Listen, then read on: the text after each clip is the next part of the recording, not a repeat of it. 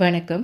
ஒளியின் வழியில் சென்னை திருமுல்லைவாயில் பகுதியில் அமைந்துள்ள கொடியடை நாயகி சமேத மாசிலா மணீஸ்வரர் ஆலயம். பாடல் பெற்ற ஸ்தலம்.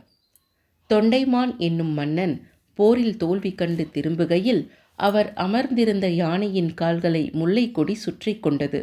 மன்னன் மேலிருந்தவாறே வாளால் கொடிகளை வெட்ட குருதி பீரிட்டது.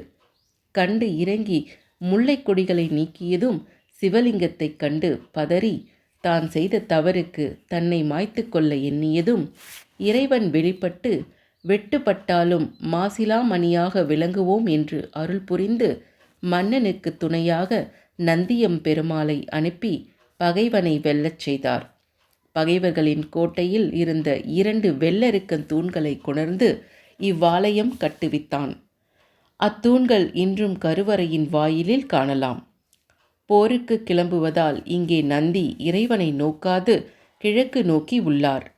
மன்னனுக்கு அவசர காட்சி தந்ததால் இறைவனும் இறைவியும் இடம் மாறி இருவருமே கிழக்கு நோக்கி இருப்பது ஒரு சிறப்பு. வெட்டுப்பட்ட காரணத்தால் இறைவன் திருமேனி சந்தனக்காப்பு இடப்பட்டிருக்கும். வருடத்திற்கு ஒரு முறை சித்திரை மாதம் சதய நட்சத்திரத்தன்று புது காப்பு சாத்தப்படும்.